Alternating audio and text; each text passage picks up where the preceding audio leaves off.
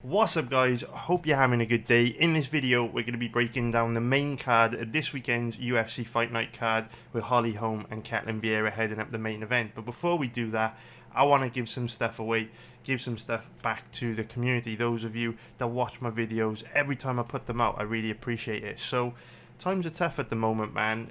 Obviously stock market's on fire, crypto market is on fire. They're talking about the housing market being in a lot of trouble in the near future as well. And obviously all these things have an impact on, you know, people's jobs. People start to lose their jobs in the construction industry, and, you know, companies start to lay off staff because sales go down, because inflation's running out of control, which means people aren't buying as much. And it's just tough times on the horizon, right? Like, I woke up this morning, you know, to see this article that UK inflation jumps to 9%, which is insane. And you know the percentages that are being published, the percentages that our governments are talking about, don't reflect reality, right? If the government's telling you that inflation's at 9%, we know that the reality is way higher. And we're all feeling it, right? I'm feeling it for sure. And, you know, I'm all right. You know, financially, I do pretty good financially, but I still definitely feel it. And I can't imagine, you know, what it's like for younger guys who are still on the come up, you know, still, you know, trying to build a career, what it's like for them, because I know what it was like, man. I was broke, dead broke for most of my 20s. I'm 37 years old now, and I don't know how I would have coped, you know, when I had you know, a young son and stuff in my early 20s. It would be absolutely brutal. So anyway, yeah, I want to give a bit back, and I want to do more, just to kind of thank you guys for supporting me over the years. So what I'm going to be doing, I'm going to be giving away 20 VIP memberships to my website, 20 3-month VIP memberships to my website. And this isn't me saying, oh, you know, times are getting tough, so now's the time to gamble and learn how to make money gambling, all that kind of stuff. If you join my website, you're going to win loads of money. It's not what I'm doing, but I do think that our community is a really positive, helpful place where, you know, we talk a lot about investing, we talk a lot about life, we talk a lot about, you know, betting strategies, betting on sports. We talk a lot about different things, and there's some really smart people in the community that contribute, you know, really good stuff. And hopefully we could bring some of you guys in, and you can contribute some really good stuff as well, and then we all get better, and we're all better off from that. So you can catch me in the VIP chat room every day talking about all sorts of different stuff. You know, talking about different sports. I bet on a lot of different sports these days. I'm not just an MMA guy anymore.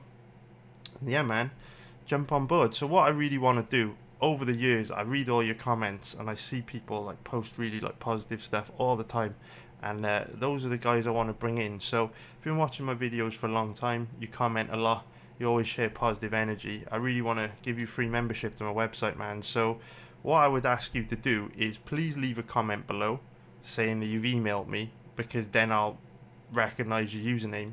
And then please just send me an email, info@mmabettingtips.com. I'll also leave this email address below in the description.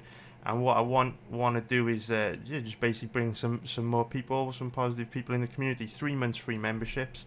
So that will basically give you access to everything apart from live betting on the site, because the live betting's full. But everything on the site throughout the entire busy summer schedule. So we've got some great events coming up, cover all the big pay-per-views during International Fight Week. You get access to all of that. We could chat on a daily basis. Yeah, man, it's all good. So just email me. Please just email me your YouTube username, and then when you leave a comment at the bottom of this video, I'll be able to match up your email address with your username. I'll be giving out 20 VIP memberships. So hopefully you take advantage of that, man. And yeah, just get some new people into our community ahead of some tough times. Like I say, this is not me saying, oh, if you join my website, you're going to be rich, you're going to win loads of money, and then you won't have to worry about any of this stuff. My community is not like that at all. It's just about just trying to get better at lots of different things, including sports betting. And you know, I make a living from betting on MMA. starting to do very well betting football as well. Started taking it really serious at the beginning of the year, and you know, the only reason why I've been able to become profitable in these things and earn a good living from these things is just years and years and years of getting beat up throughout my 20s, losing, making mistakes, learning from my mistakes, constantly tweaking, getting better, and you know, hopefully I could pass some of those things on to you guys when we chat about random stuff in the VIP chat room every day. And on there you'll find like breakdown videos for every fight, not just the main card, and yeah, lots of different kind of bets on there that I post every week. Pretty much all of them are profitable, so get in on it, man. And I look forward to seeing you in there. Please send me an email. Bam, there it is again. Please leave a comment below if you want a membership. That's all there is to it. Let's get straight into breaking down the first fight on this card, which we're going to talk about, which is going to be Eryk Anders versus Jun Yong Park. And I haven't even given you the spiel that I've got to give you, so I better hit you with that right now. Please remember to gamble responsibly. It's very, very, very difficult to make money betting on anything. You know, even if you just make a slight loss betting on sports or break even, you're doing absolutely great. Loads of people online, everyone on Twitter is a pro gambler. Everyone on Twitter is doing really well gambling. They all claim to make lots of money. It's brutally difficult, and you know, it took me a very, very long time to become profitable. Like I say, getting beat up over many years, losing over many years, tweaking, and improving and learning from my mistakes. This is not an easy path to walk. So if you are going to bet, please remember to gamble responsibly. It is not easy, and remember to do your own research. You know, this is not financial advice, not financial advisor. I'm not telling you to bet on anything in this video. It's for entertainment purposes only. Please do your own research. Having said that, I do have a lot of experience betting on MMA. Have been making money betting on MMA for a long time. I've been making a living from betting on MMA for a long time now. And everything, all the information I'm going to share with you in this video is backed up by a lot of hard work, a lot of research, and a lot of experience. And I do know what I'm talking about. So hopefully you'll find the information in this video really useful. And with that, the first fight that we are going to talk about is going to be Eryk Anders against Jun Yong Park. So we'll start off as always by taking a look at the odds, and we can see that Jun Yong Park is a pretty big favourite at average odds of about, I would say, 1.47, which is going to be minus 213 for an implied probability of 68%. And if we take a look at the odds on Eryk Anders, he's around an average of 2.75, which is plus 175 for an implied probability of 36%. So Eryk Anders is 35 years old, 6'1", with a 75-inch reach, and Jun Yong Park is 31 years old, 5'10", with a 73-inch reach. So a little bit of a size and reach advantage there for Anders, nothing major. Wouldn't expect it to have a huge influence on this fight, because even though there is a little bit of a reach advantage there, Anders is not really someone that's going to be able to make the most of a small reach advantage like 2 inches, and not that much bigger than Jun Yong Park anyway. So whenever we're breaking down an Eryk Anders fight, obviously the big thing that we always talk about is the inconsistency and fight IQ of Eryk Anders. When we talk a lot about Holm and Vieira later on, we're going to be talking about the real importance of fight IQ. And if a fighter has really good fight IQ, it doesn't matter as much what their skill set is like, because often strategy and game planning and intelligence and that fight IQ can help make up for any weaknesses they've got in terms of skills, because their decision making ultimately will really give them, you know, a good chance of making good decisions at good times in fights to give them the best chance of winning rounds. When you do not have good fight IQ, when you do have a tendency to make big mistakes in fights, when you are inconsistent, it is one of the biggest issues and one of the biggest things that will hold you back as an MMA fighter. And unfortunately, Eryk Anders has a combination of both bad fight IQ and inconsistency. There are some fighters with good fight IQ that are just inconsistent, and some fighters with both. And when you are both inconsistent and have bad fight IQ, it's an absolute nightmare. So Eryk Anders is not a fighter that I like to bet on, because you never know what version of him is going to show up. Are we going to get the, you know, aggressive, tough to deal with version of Anders that we saw, you know, fight Darren Stewart in the first matchup where he was disqualified? Or are we going to get the kind of passive, low volume, grindy, you know, doesn't really put his stamp on rounds kind of Anders that we got in his win over Darren Stewart or against Krzysztof Jotko.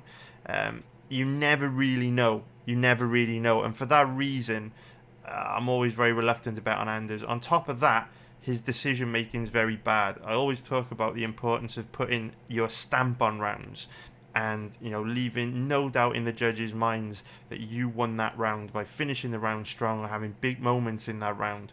Anders very rarely does that. And so it's always difficult to bet on a guy like Anders because you never know if he's going to turn up and fight for your money or not. You don't have that problem with Jun Yong Park, and I guess Jun Yong Park is a pretty good example of how even if you don't have the best set of skills, just consistency, hard work, good output, and good fight IQ can make up for it. And Jun Yong Park is a guy that is not a particularly good striker, not a particularly good grappler, but he always shows up to fight. You know exactly what you're going to get from him.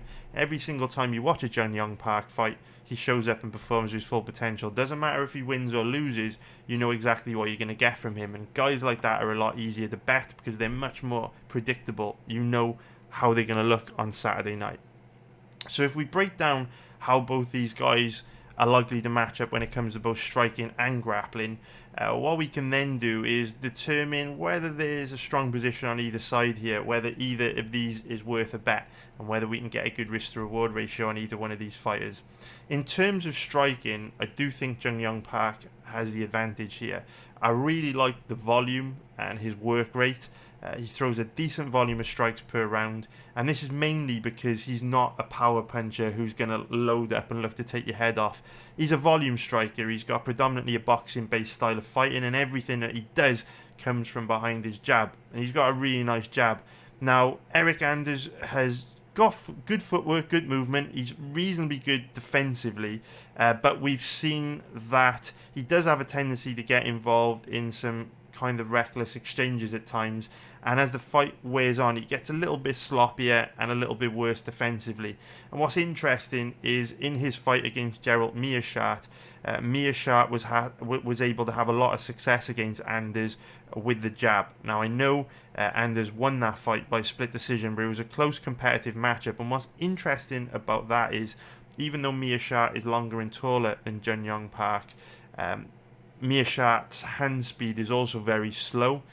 Jun Yong Park's jab is far faster, far more accurate than Meerschaert. And so if Meerschaert had a good amount of success with the jab against Anders, unless Anders has improved in that area, that is an area where Park can also have a lot of success, which is a pretty big factor to take into consideration, because of course the jab is one of Park's best weapons and we know he's going to look to use it. So on the feet, Anders is the kind of guy that is much more likely to load up on big power shots, whereas Park is far more technical, throws more volume, and therefore Park will have the advantage on the feet. When it comes to grappling, Anders is the better offensive wrestler, but he doesn't have particularly good top control. Both guys are pretty weak off their back. Neither of them uses grappling a lot.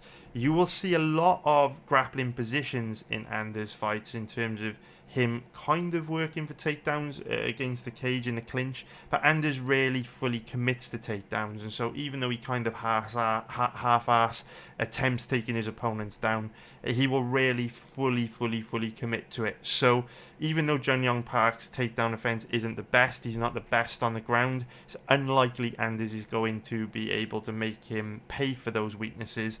And Anders is pretty weak off his back as well. Both guys pretty weak off their back. Neither guy particularly good on the ground. Both very low level, both very green. But to be fair, Park is probably a bit better at scrambling back up to his feet. He's not great off his back, but, you know, he's not the easiest guy to hold down either, unless you get him tired and wear him down, and then he becomes a lot easier to hold down. But while he's fresh, pretty difficult to hold down.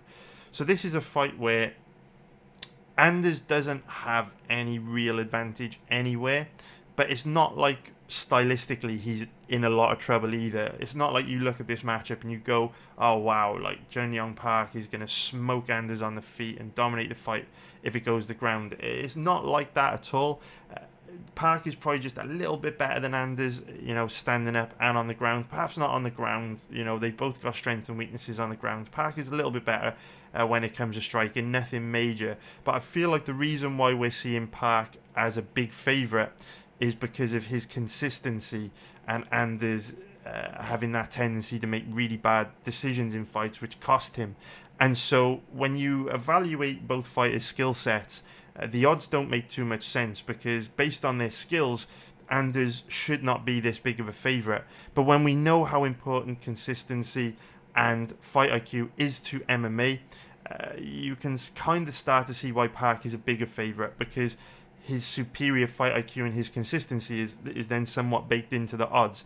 And so this is one of those fights where it's very difficult for betting, because you can't really bet Park as a big favourite, because you're not getting a very good risk to reward ratio. You know, you look at the odds, 1.47 gives him an implied probability of 68%. Without him having any huge advantages from a technical point of view, either standing up or on the ground, it's difficult to bet him at those odds. You're not getting a good risk to reward ratio. Very hard to give him a better than 70% chance, which is why you need to get any value here. But when it comes to Anders, do you really want to be betting on a guy that you know is probably a little bit second best in every department and often makes bad decisions which costs him fights, and is also very inconsistent? It's a tough one, right? It is very, very tough. For me, if I'm looking at this, I'm not interested in betting a fight like this. I don't think there's a strong position on either side. I think you're getting a good risk to reward ratio on either guy.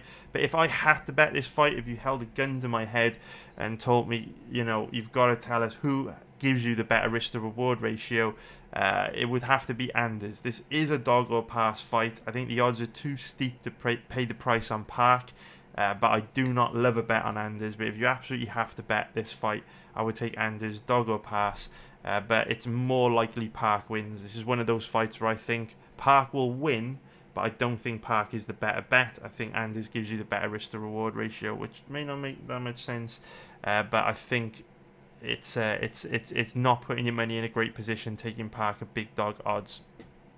So, with that being said, let's get into the next fight, which is a super interesting fight from a betting perspective. Polyana Viana against Tabitha Ricci.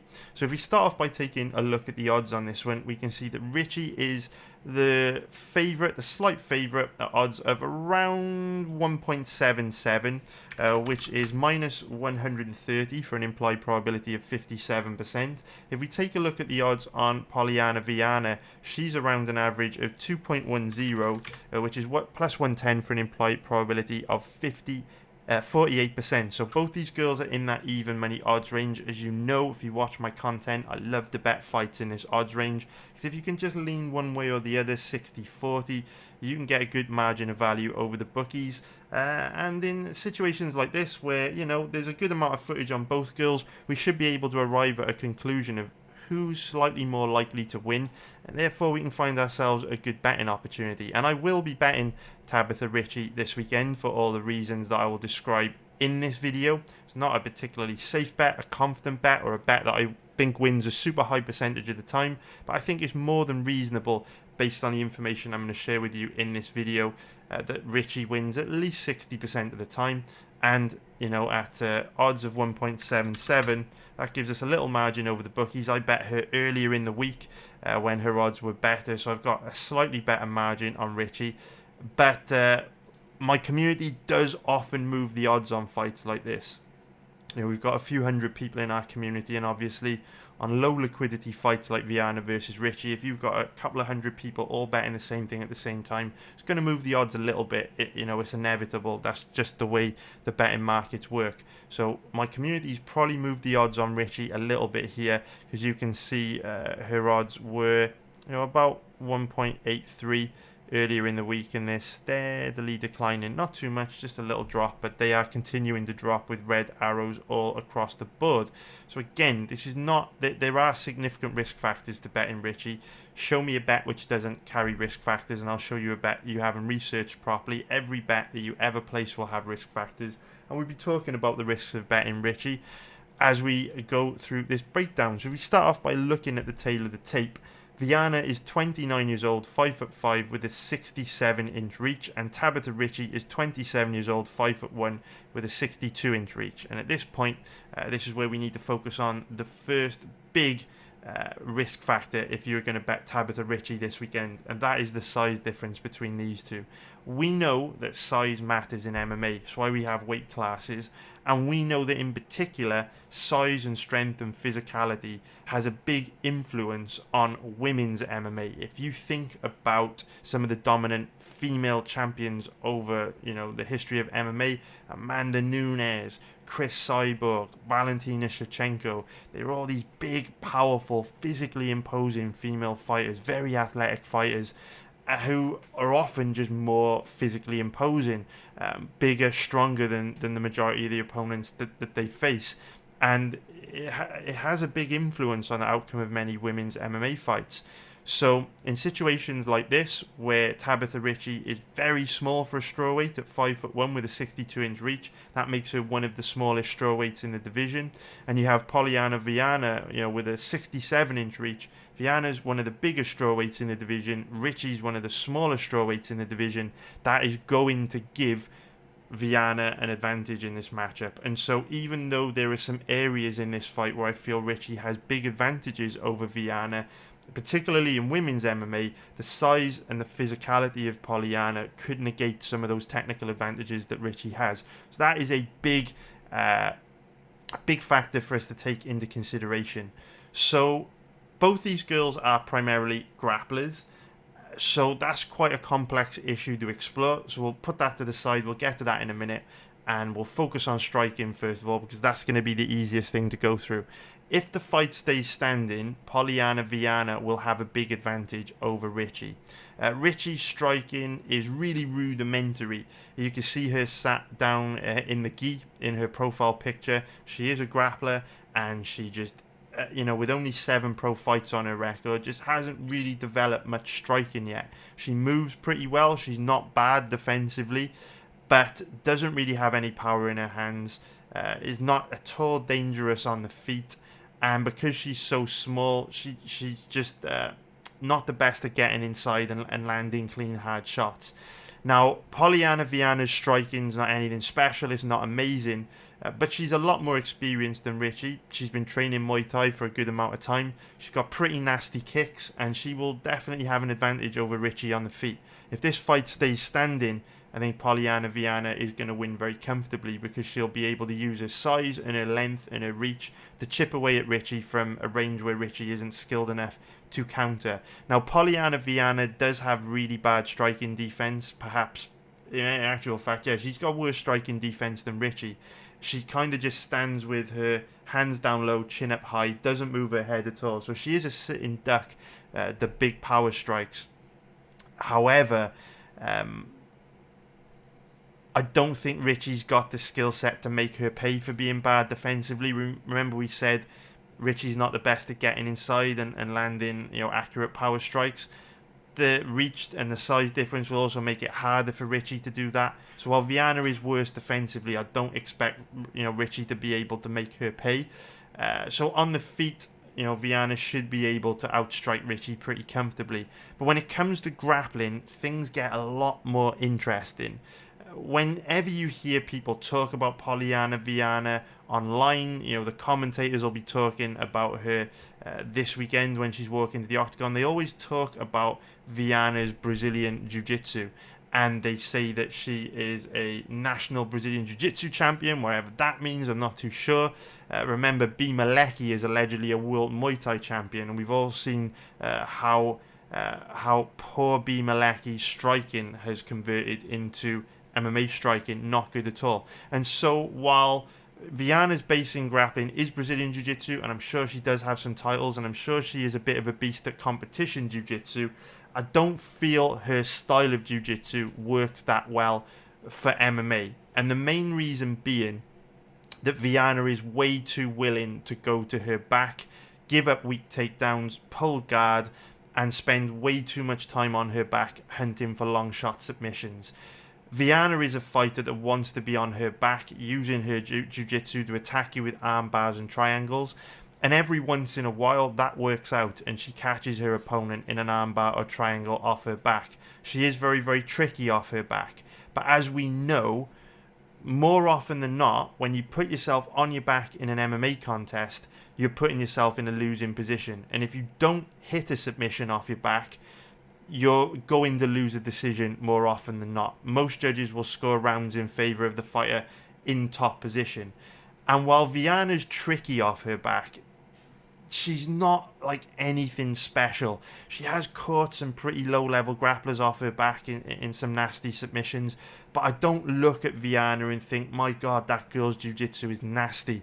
When people talk about Polyana Viana, they describe her almost like she's some kind of Mackenzie Dern type grappler, and that's just not the case. If you go back and watch her fights against Hannah Cyphers and Veronica Macedo and JJ Aldrich, you will see that she's all right on the ground, but nothing special. And so when I look at this matchup, when you go and watch Tabitha Ricci's last fight against Maria Oliveira, what I see from Ricci is really good offensive wrestling. She's got really nice single leg takedown entries, double leg takedown entries. She transitions nicely into inside and outside trips if she doesn't get the takedown on the first attempt.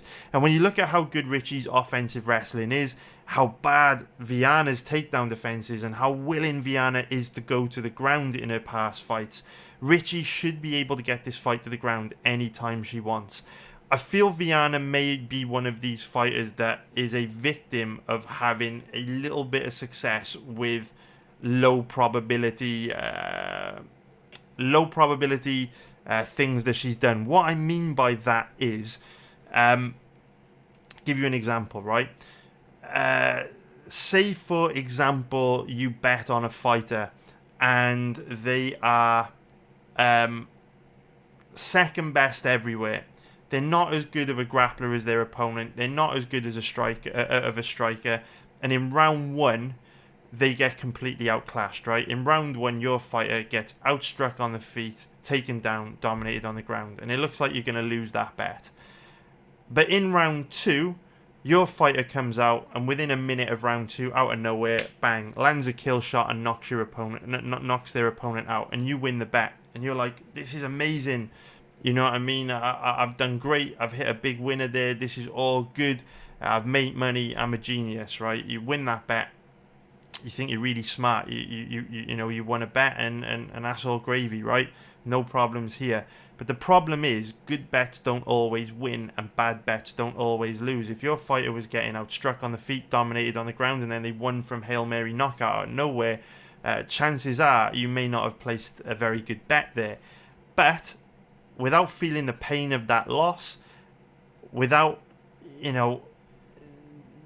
learning from that loss, without taking that loss and thinking, damn, I placed a really bad bet there, I need to improve, I need to tweak, I can't do that again, you just continue to bet in the same way because, hey, you won that bet and it worked, so I'm going to do the same thing next week. The problem is, you do it the next week, the week after, the week after, the week after, the lucky knockout doesn't come, and you just end up betting on fighters who are getting beaten because they're not good enough to beat their opponent, right? I feel Viana may be a victim of something similar because Viana's problem is that she has a flawed style of fighting where she gives up takedowns very easily. She spends far too long on her back hunting for long shot submissions. But because it's worked for her in her last two fights, I wouldn't expect her to do anything different. If she's giving up weak takedowns against Mallory Martin and Emily Whitmire, if she's pulling guard against Mallory Martin and Emily Whitmire and winning fights by attacking off her back, there's no reason for her to change anything against Tabitha Ricci. I wouldn't expect Polyana Viana to be coming into this fight this weekend thinking, damn, I've got to improve my takedown defense, I've got to work harder to keep the fight standing. I don't expect her to do that. I expect her to give up cheap takedowns and attack off her back like she did in her last two fights. And because of that, Ricci's got a really good chance of winning because she also has a base in Brazilian Jiu-Jitsu, but she's a good wrestler to go with it. And the difference between Ricci and Viana on the ground is Ricci understands the importance of position over submission. Ricci understands that fighters that are on top are usually the fighters that are winning. And so you don't see Ricci giving up position on the ground. You don't see Ricci giving up cheap takedowns. She always wants to be on top. And that gives her a much better chance of winning this fight. Because if Viana isn't able to keep the fight standing, which her past performances indicate she won't be able to, The only way Viana is going to beat Ricci is if she catches her in a long shot submission off her back, which Viana's done in her last 2 fights. But when will the luck run out? I'm not saying she was lucky, but she's playing a dangerous game by lying on her back for 15 minutes, hoping she catches her opponent in something. If Ricci's submission defense is good, she should be able to neutralize everything that Viana's trying to do to her off her back and win a comfortable decision here. Problem is, Ricci's only had 7 pro fights. She's pretty inexperienced, and there's not a great deal of footage available on her submission defense because she's only fought a low level of opponent up until this point in her career. From what I have seen, her grappling looks good enough to deal with anything that Viana throws at her, but that is a risk factor to consider. She could get caught in something off her back, and ultimately that's why they call it gambling. But what's great about this bet is that Ricci's odds are in that even money odds range, so you get a really good risk to reward ratio, because it's more than reasonable to give Ricci at least a 60% chance of winning this fight when you consider she's also got a base in BJJ. She's much more positionally aware, her offensive wrestling's good, and Viana is so easy to take down and so easy to control off her back. Go back and watch Viana's past fights, you'll see what I mean. So when it comes to Ricci, earlier on in the breakdown video, we were talking about how size is likely to have an impact on this matchup and how the size advantage of Viana, the size of Viana does give her an advantage. That is true, but everything in MMA is nuanced, right? MMA is a very complex sport. Making money from betting on any sport is an extremely complex endeavor. So everything is always nuanced. And the size difference between these two is also a little bit nuanced, because while Viana is much bigger than Ricci, she's also one of these fighters that is very long and very tall. And Ricci is very short, very small, very compact.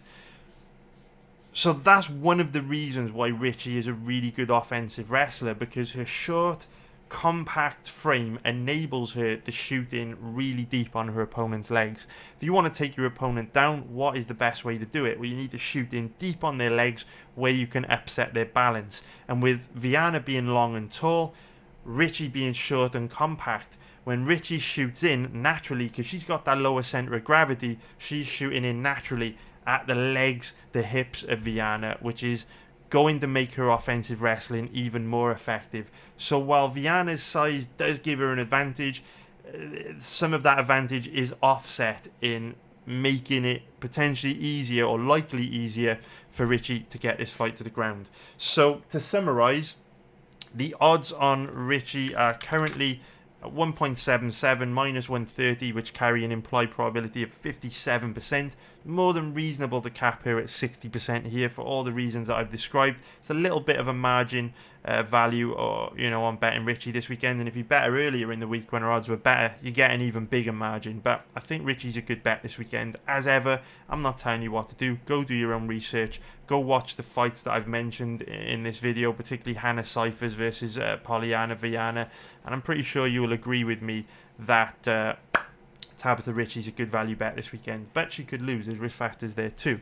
So we'll now get into talking about the next fight that I want to go through, which is Chidi Njokuani, and it's going to be Chidi Njokuani and Dusko Todorovic. So what I want to do is take some risks in this breakdown video by actually playing you some video clips of Chidi Njokuani's, or one of Chidi Njokuani's past fights. I'm just going to find it. I meant to bring it up and have it ready beforehand, but I didn't. We'll pause that there, and I'm actually going to make it smaller to try and reduce the probability that this video will get copyright flagged. Please don't sue me, Bellator. I just want to play a very, very short segment from this wonderful fight between Chidi Njokuani and Rafael Carvalho, and hopefully it will enable you guys to kind of see where I'm coming from in my approach to betting this fight. And I also want to make a point about something else as well. So we start off by taking a look at the odds on this one. We can see that Chidi Njokuani is the favourite at the average odds of about 1.44, which is minus 227 for an implied probability of 69%. And if we take a look at the odds on his opponent, Dusko Todorovic, he's around an average of, call it, quite a big odds spread. We'll say 2.90 which is going to be plus 190 for an implied probability of 53%. So Chidi Njokuani is 33 years old, 6'3" with an 80-inch reach. Dusko Todorovic, 28 years old, 6'1" with a 74-inch reach. So a nice size and reach advantage there for Chidi Njokuani. He has got a massive 6-inch reach advantage over Todorovic, which is pretty huge because Chidi is a fighter that knows how to use it. Very technical, very high-level striker, and we know that Todorovic's biggest weakness is his striking defense. He's a sitting duck to the knockout, doesn't see shots coming, doesn't move his head very much. So Njokuani's reach advantage just accentuates the advantage that he already has over Todorovic when it comes to striking. Njokuani will have a huge advantage over Todorovic when it comes to striking in this fight. And if this fight stays standing, I would expect Todorovic to get knocked out here. It's a very good stylistic matchup for Njokuani if he can keep the fight standing. And for that reason, on the surface, Njokuani looks like he could be a pretty good bet this weekend, right? Because if you go back and watch a lot of Dusko Todorovic's fights, you see him in the boxing gloves here. Most of Todorovic's fights are stand-up fights. And as a result, that bodes quite well for Njokuani, because we've already said in a stand-up fight, Njokuani is likely to brutally KO this guy. But as we know, mixed martial arts, the mixed part means that fights can take place in different ranges. And when it comes to Chidi Njokuani, he does have an enormous weakness in his skill set, which is his takedown defense and grappling, which for me personally is a bit of a deal breaker when I look at researching and potentially betting a guy like this. So what I want to do is bring up some fight footage of Chidi Njokuani's fight against Rafael Carvalho, which will kind of illustrate some of the issues that I have with Chidi. Now, obviously, this may get copyright flagged, and I might have to black out this segment of the video. I do have a video on my website, a breakdown video on my website, where I do break this fight down with footage. So this breakdown might get a bit shitty if I have to black this out. I won't know until I upload the video to YouTube or not whether it's going to get flagged and blocked out. Hopefully it doesn't, because under fair use I should be able to do this, and I'm only showing you some very brief clips of a very long 3-hour 20-minute video. Sure, Scott Coker wouldn't mind me doing this, but obviously the YouTube algorithm is kind of crazy when it comes to copyright. So anyway, let me play you the fight, and you can kind of see some of my issues with Chidi here. So as you can see in the clock in the bottom left, there's about a minute left to go in round 1. So we will hit play here. We will hit play. And what you will see, in fact, we'll actually go from the beginning of the first round so that you can kind of see some of my issues with Chidi. So my first issue with Chidi is his takedown offense and ground game. But my second issue with Chidi is that he takes a long time to work out of bad positions. And what I mean by that is, if you try to take him down, if you put him in the clinch, start working for takedowns, he spends a lot of time trying to work out of those positions instead of showing urgency to escape those positions. Now, the problem with that is when you hesitate to defend a position your opponent is trying to put you in, you give them an opportunity to react and adjust to what you're doing. And we'll talk about that in more detail as we go through here. But we can see we're a minute into round 1 here, and Carvalho is going to try and tie Chidi up and put him in the clinch. Now, keep an eye on the clock in the bottom left. You can see that a good period of time passes there. A minute passes where Chidi doesn't really show any urgency to get his back off the cage. A minute and a half has passed, not much urgency to get his back off the cage. 2 minutes has passed, not a great deal of urgency to get his back off the cage. So 2 minutes passed in that first round where Chidi really didn't show much urgency to get his back off the cage. A position where he wasn't really scoring many points.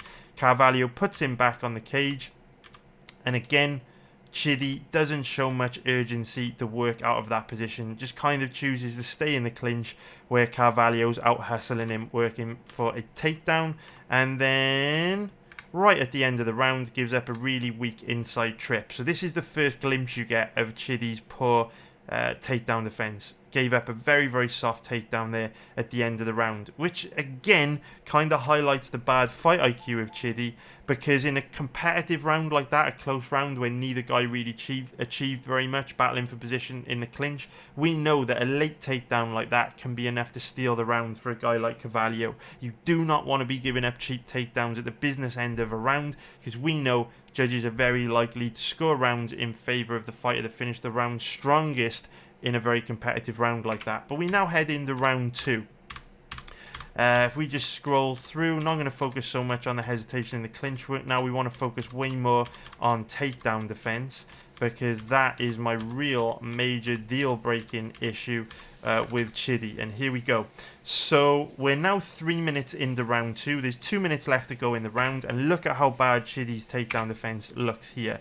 So Rafael Carvalho drops down to attempt a takedown here. He gets in nice and deep on Chidi's legs, and you can see that he's got his hands connected around Chidi's legs here. So if Carvalho really fully commits this takedown, he can quickly yank Chidi's legs out from underneath him and complete this takedown. But Carvalho actually hesitates. Look at how much he hesitates here. He's literally just on his knees holding on to Njokuani. Now the more that Carvalho hesitates here, the more time he's giving Chidi to react to the takedown attempt and start to defend the takedown attempt. What Chidi needs to do here is start digging for underhooks to create an anchor where he can generate enough leverage to make it much more difficult for Carvalho to complete this takedown. But he doesn't do that. Instead, he just kind of stays there throwing short elbows, doesn't do anything, which enables Carvalho to then drive through and complete a takedown. Carvalho's takedown entry was really poor there. No explosion, no drive, hesitated before fully committing to it. There was time there for Chidi Njokuani to do something about that takedown, and he really didn't. And now 1 minute and 40 left to go in the round. You can see he just lies there, goes to the closed guard, and just allows Carvalho to chip away at him from top position. There's absolutely nothing to work his way back up to his feet. He gets very lucky here where the referee stands them up quickly, but you can see with how weak Chidi looks off his back here, had the referee not stood them up, he wouldn't have been able to get back up to his feet there. Very, very weak off his back. We then go into round 3, which I'll skip through as quick as I can, but we see more of the same issues with Chidi. Pretty much exactly the same takedown entry from Carvalho. Shoots in there, hesitates, there's time to dig underhooks, time to dig underhooks, time to dig underhooks, time to dig underhooks. Chidi's not going to bother, which means he gives Carvalho enough time to catch his breath and dump Chidi on his back. Awful, awful, awful, awful takedown defense from Chidi. Awful. Goes to close guard. 3.5 minutes left to go in the round. Will the referee save him this time by standing them up? No, he won't. This time he enables Carvalho to hold Chidi down for a very long period of time, and Chidi does absolutely nothing. Now, in round 2, Chidi was taken down in a much worse position than this, because in round 2, Chidi was taken down more in the middle of the cage, where he wasn't close enough to the cage to be able to use the cage to wall walk and get back up to his feet. He's been taken down in a much better position from Carvalho here, because you can see he's very close to the cage. What he should be doing here is trying to create a little bit of space for himself off his back, to scoot his butt over to the cage, get his back tight to the cage, and then wall walk back up to his feet. But he doesn't even know how to do that.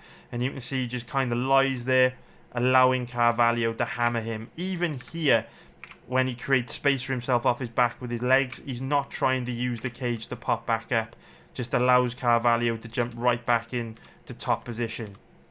So, awful, awful, awful, awful. Eventually he gets back up to his feet, but after being controlled on the ground for a good 2.5 minutes. So, Chidi Njokuani has a huge advantage over Dusko Todorovic on the feet, and if the fight stays standing, he is going to dominate. But it is a very dangerous game to play, betting guys in this odds range when they have huge weaknesses in their skill set that can potentially be exploited by their opponent. Dusko Todorovic is not a particularly good MMA grappler, doesn't actually grapple that much in his fights, but you do see him shoot the odd takedown. And if he does come into this fight with a grappling heavy game plan, I think Chidi is in a lot of trouble here, because I think Dusko can get him down, and I do think he can hold him down for long periods and dominate him on the ground. Chidi's takedown defense might have improved a bit, but it's going to have improved a lot for him to remain in the UFC against so many guys who are going to be able to do to him exactly what Carvalho did. So whenever we are assessing whether there is a good risk to reward ratio in betting a fighter, a good strong position for us to put our money, we've obviously got to look at the odds and let the odds do the work for us. And the odds are the real issue with Njokuani, because we can see that his average odds of about 1.44 carry an implied probability of 69%, which means you've got to give him a better than 70% chance of winning in order to find any value here. And with how bad his takedown offense and ground game is, personally, it is impossible for me to do that. Let me show you why it is a very dangerous game to play, betting guys like Njokuani, who, in all fairness, have a pretty high probability of winning, right?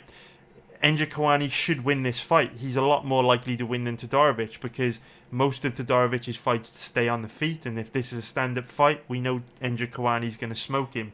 But over the last few weeks, we've seen two fighters in a similar odds range to Njokuani who had a very high probability of winning end up losing, and it doesn't matter what the circumstances around the loss were, they still lost. And the two fighters that I'm talking about are Rose Namajunas against Carla Esparza. Rose was a 1.50 minus 200 favourite, similar odds range to Njokuani, and Alexander Rakic last week, similar odds range to Njokuani as well, lost to Blachowicz. Let me show you why it is a dangerous game to bet fighters in this odds range if they have big weaknesses that can be exploited by their opponent.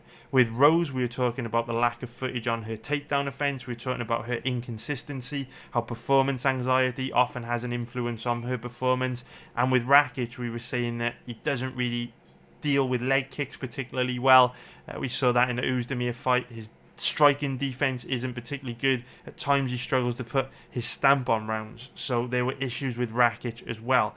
Very difficult to bet guys that carry an implied probability of in that 70% range unless they have virtually no way to lose, which is not the case with Njokuani, and it certainly wasn't the case with Rose and Rakic. So say you would have bet Rose and Rakic over the last 2 weeks, level stakes, the same amount of money on all both fighters. Say you would have bet 1 unit on Rose, you would now be down a unit on Rose, and say you bet the same amount on Rakic, you'd also be down a unit on Rakic. So your overall loss would be -2 loss overall. Okay, now say for example you bet on both those fighters, you're now down 2 units.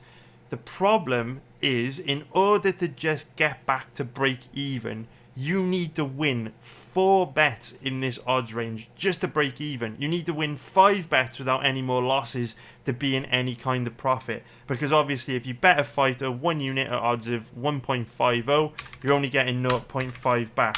So if you're down 2 units on Rose and Rakic the last few weeks, you've now got to go and win another 4 bets, which is extremely difficult to do. This is why it's very important to only find strong positions to put your money, and only put your money in situations where you know you are getting a good risk to reward ratio. Rose was very likely to win, a lot more likely to win than Carla. Rakic was very likely to win, a lot more likely to win than Blachowicz. And this weekend, Njokuani is a lot more likely to win than Todorovic.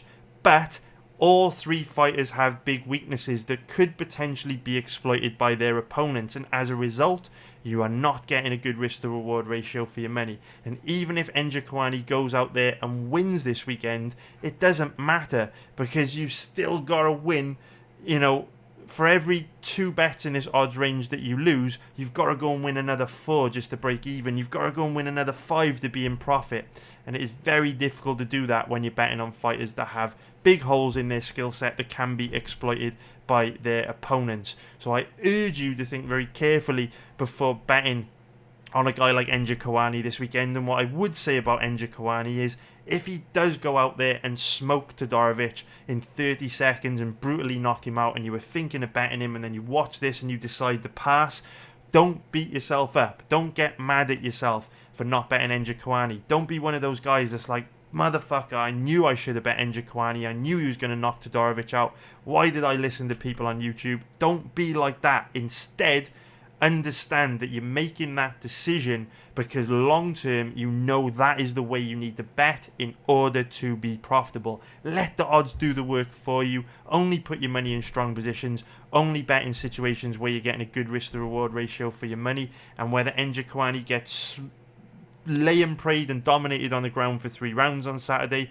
or whether he knocks Dusko Todorovic out in 30 seconds, that doesn't change the risk to reward ratio that we get right now today, the 19th of May, based on all the information we've got going into this fight. So that is how you need to approach betting fights like this, and I hope you found that useful. We now go into the next fight that I want to talk about in this video, which is going to be Michel Pereira against Santiago Ponzinibbio.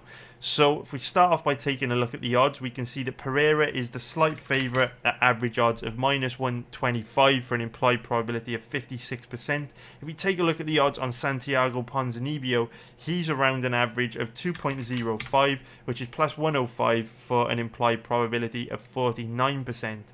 So this fight's a very interesting one from a betting point of view. Santiago Ponzinibbio was one of the first names that jumped out at me as a potential bet this week.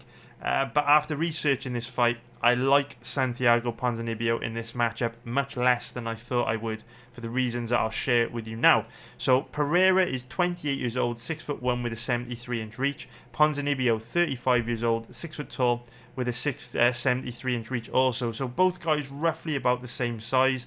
But there is a pretty big difference in age. We can see that Pereira's 7 years younger than Santiago Ponzinibbio, and the younger fighter wins around 65% of the time when there is a 7-year age gap in a fight. So that certainly favours Pereira. On top of that, what we're seeing from both these guys in their recent performances is that they're both on very opposite career trajectories right now. Pereira is a fighter who is surprising me every time I see him. Pereira is a guy that improves in every fight, whereas Santiago Ponzinibbio is definitely on a decline, which isn't a surprise. This is a guy that has built a career from his ability to absorb damage, his toughness, his relentless pressure, his ability to take a shot and give a harder one back. And so all those wars, all those miles are starting to add up and take its toll on Ponzinibbio. We know that Father Time is undefeated, and we know that Ponzinibbio is not the same guy he used to be.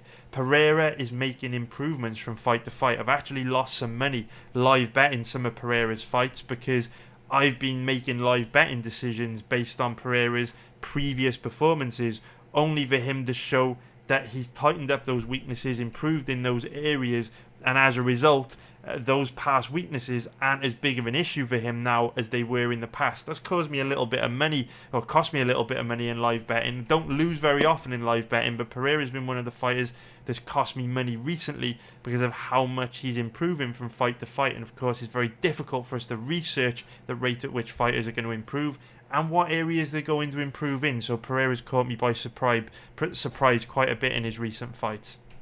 On the flip side, Ponzinibbio is declining. So here we've got two fighters on completely different career trajectories.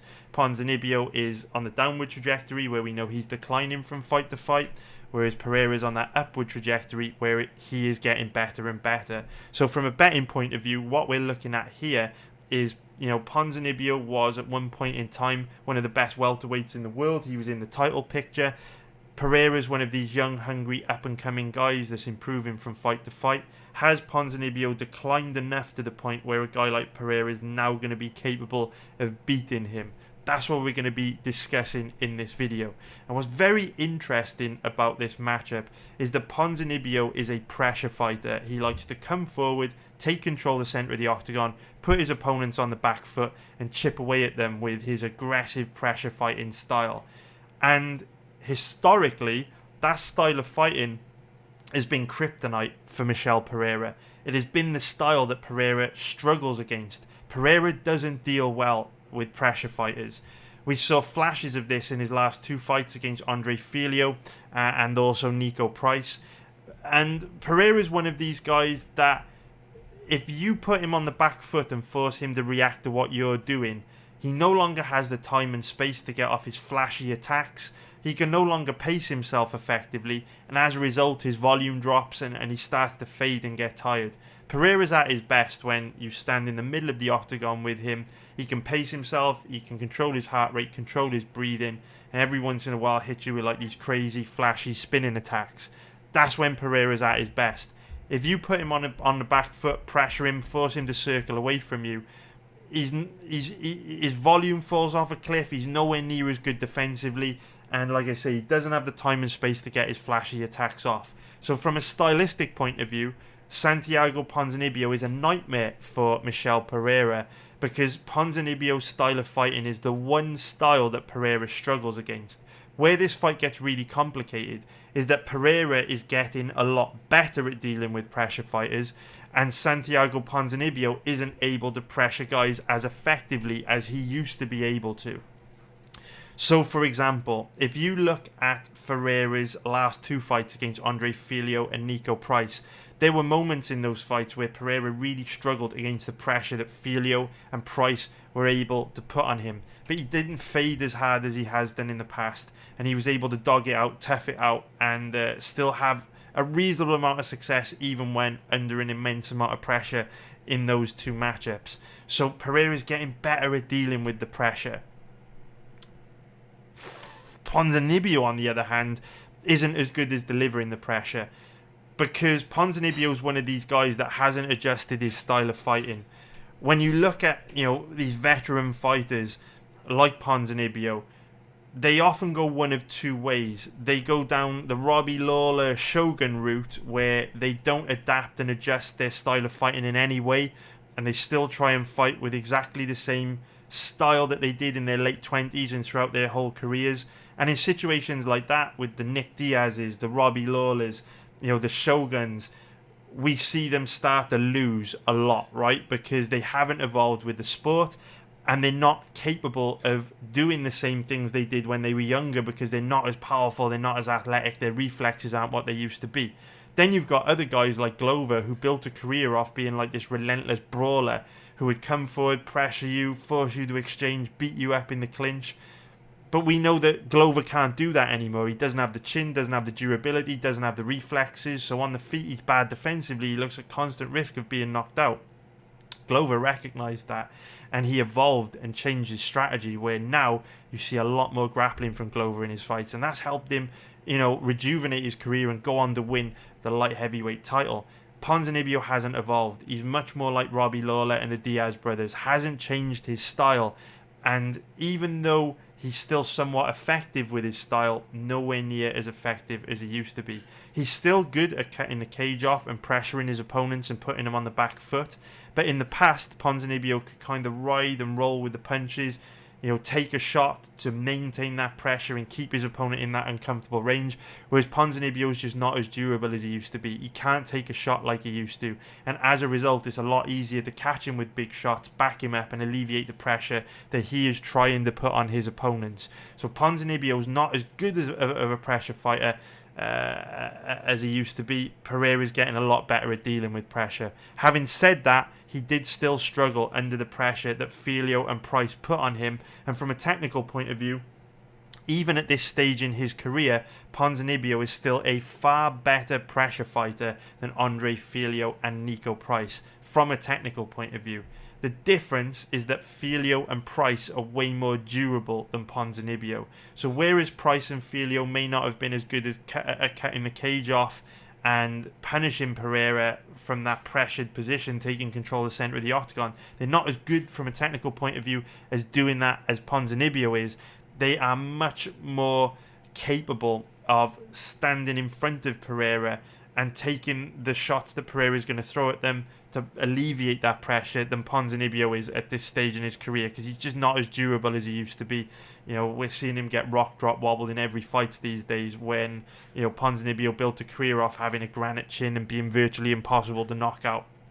So that's what makes this fight very interesting. Now, when it comes to grappling, Ponzinibbio has a huge advantage over Pereira when it comes to grappling. Pereira's takedown offense isn't great. He's not great on the ground. Ponzinibbio's takedown offense is good. He's almost impossible to hold down. He's a much higher level than Pereira. But remember what we were saying earlier on about Ponzinibbio not evolving as a fighter. Ponzinibbio could probably win this fight pretty easily if he came into this fight with a grappling heavy game plan, but he never does. There are recent fights where we could have said exactly the same thing, but Ponzinibbio fights the same in every matchup, comes forward, pressures you, forces you into that uncomfortable range and looks to punch a hole in your head. So even though he does have an advantage when it comes to grappling, I wouldn't expect him to actually use it. And Ponzinibbio, of course, got a better gas tank than Pereira. Pereira does slow down and become less effective as fights wear on, especially if you pressure him. So this is a very difficult fight from a betting point of view. I do lean towards Ponzinibbio for a few reasons. His odds are slightly better, which means you get a slightly better payout if you bet him. On top of that, he's got a better gas tank. He's more experienced. He is still tough, even though he can't take a shot like he used to. He is a fearless warrior, the kind of guy that you have to practically kill in order to beat. And on top of that, we can't ignore the fact that he has built a successful career from being a pressure fighter, which is the exact style that Michel Pereira has historically struggled against. So for those reasons, I do lean towards Ponzinibbio this weekend, but I do think it's a fight that is likely to be very close, very competitive, and I don't feel particularly confident either way. I think Ponzinibbio gives you the better risk to reward ratio. If you really want to bet this fight, I think Ponzinibbio is the better side to be on, but it's not a super strong position to be in because of both these guys heading in opposite career trajectories. We now talk about the main event on this card, Vieira against Holly Holm. And if we start off by taking a look at the odds on this one, we can see that Holly Holm is the favourite at average odds of about 1.50, which is minus 250 for an implied probability of 71%. If we take a look at the odds on Vieira, she's around an average of 3.0, which is plus 200 for an implied probability of 33%. Vieira is 30 years old, 5'8" with a 68-inch reach. Holly Holm, 40 years old, 5'8" with a 69-inch reach. So both girls roughly about the same age and roughly about the same size, but there is a big difference in age here with Holly Holm.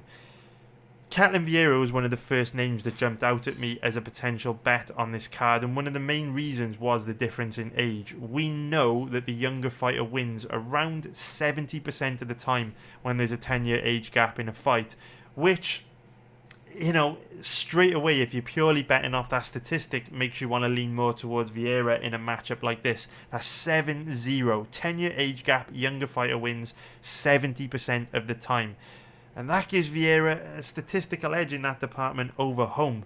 But we know the fights aren't fought on paper, they're fought in the cage, and there's a lot more that goes into deciding or trying to work out who's more likely to win this matchup. So when it comes to Holly Holm, she is very old for an MMA fighter, right? There are not many 40-year-olds competing in the UFC for a reason. I can't think of any 40-year-olds other than Holly Holm competing in the UFC's bantamweight division since Marion Renault retired. And this is one of those fights where you have to wonder when Holly Holm is going to start to show up and decline significantly from fight to fight. Because we haven't seen any major decline in Holly. Physically, she still looks incredible, big, muscular and strong. Her gas tank is still great, and she still looks pretty sharp. Hasn't really shown us many signs of decline, which is very abnormal for a 40-year-old fighter, a fighter in their late 30s. Father Time is undefeated. No one can get away from it. Some fighters like Daniel Cormier and Randy Couture can get away with it for longer than others, but eventually it catches up to everyone. And at this stage in Holly's career, you would expect Father Time to hit her hard and fast, and at this stage in her career, from fight to fight, she can decline a lot and look significantly worse than she ever did in the past. At this stage in her career, she can decline overnight. And so it will be very interesting to see what Holly looks like on Saturday night, because she is coming into this matchup on the back of an 18-month layoff. Haven't seen her since she fought Irene Aldana back in October 2020. That is a long time for a fighter at this stage in her career.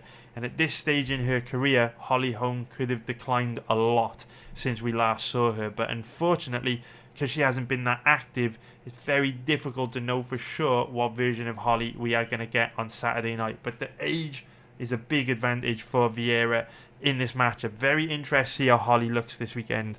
Now, from a stylistic point of view, when you look at Holly Holm, I know that she is promoted as being, this former pro boxer, high-level striker. But when you look at Holly Holm's skill set, there's nothing particularly scary there for you. Her boxing has always been tricky to deal with because of how well she moves, how good she is defensively. But she's not particularly dangerous, doesn't really have knockout power, doesn't land a particularly high volume of strikes. She's not really going to hurt you on the feet. Holly Holm is someone that puts defense first. And so she's very good at chipping away at you from a safe distance and not getting hit herself. But if you're going up against Holly, nothing too scary when it comes to striking. And when it comes to grappling, nothing too scary there either. Holly Holm's, she's an alright striker, she's an okay grappler, not great at anything. There's nothing too scary about Holly Holm when you fight her, right? But earlier on in the video, when we were breaking down Eric Anders against Jin Young Park, we were talking about how fight IQ and strategy and game planning is such an important part of MMA. And quite often fights are decided by strategy and game planning and fight IQ. And we were talking about how Eric Anders is just inconsistent and he has bad fight IQ. Holly Holm is the complete opposite. Holly Holm has an abundance of fight IQ. She's ruthlessly consistent. Every time we see Holly Holm, she always shows up and performs the best of her ability. You know exactly what you're getting from her. And her age, the fact she's going to be declining soon, adds a little bit of risk to that. But for the most part, all we can do is make the best decision possible based on what we've seen in past fights. She's ruthlessly consistent, very smart, very intelligent, great fight IQ. So while from a skill point of view, there's nothing she's going to go out there and do to dominate her opponents and blow them out the water, her strategy, game planning, her intelligence, her understanding of how to win MMA fights is absolutely huge. She is so smart, so tactical, and that's what gives her the edge over Ketlen Vieira here. Because if you look at them when it comes to striking and grappling, there's nothing you look at and you go, Holly's going to dominate her standing up or on the feet. But she's way smarter than Ketlen Vieira, way better fight IQ, understands the importance of finishing rounds strong, putting stamps on rounds. She knows how to win fights, knows how to win rounds, and that's why she's likely to win this weekend. Now, if we talk about how they match up from a stylistic point of view, it's going to be difficult for Vieira on the feet. Not because Holly is particularly dangerous when it comes to striking, but because she's very good defensively and she's very good at sticking to a game plan. Holly Holm's style of fighting is not that exciting, is not that entertaining to watch, but no matter how much the crowd boo, no matter how much her opponent tries to bait her into getting into crazy exchanges, she doesn't fall for it. She sticks to her game plan and bounces around on the outside and stays all the way out of a range where she can be hit. She's very good with her footwork, very good defensively, very good at reading her opponents, and anytime her opponent comes anywhere near her and looks to land a strike, she just slips outside of a range where she can be hit and then just looks to chip away at them from a safe distance with her range-finding leg kicks, her jabs, her blitzing attacks. So Ketlen Vieira has more power in her hands. She's more of a dangerous striker than Holly Holm, but she's also quite flat-footed and slow. She's not particularly good at cutting the cage off, not particularly good at pressuring her opponents, doesn't have the best footwork. So I think Vieira is really going to struggle to get to Holly Holm and really going to struggle to land on Holly Holm here. Holly's going to be bouncing around on the outside, chipping away at Vieira, and I don't think Vieira's got the footwork or the movement to get inside and land on Holly. So I see Vieira getting pretty frustrated in this fight, and while Vieira isn't going to get blown out the water here and dominated, Holm is probably going to be too fast, too technical, too good defensively, and just kind of edge Vieira by chipping away at her.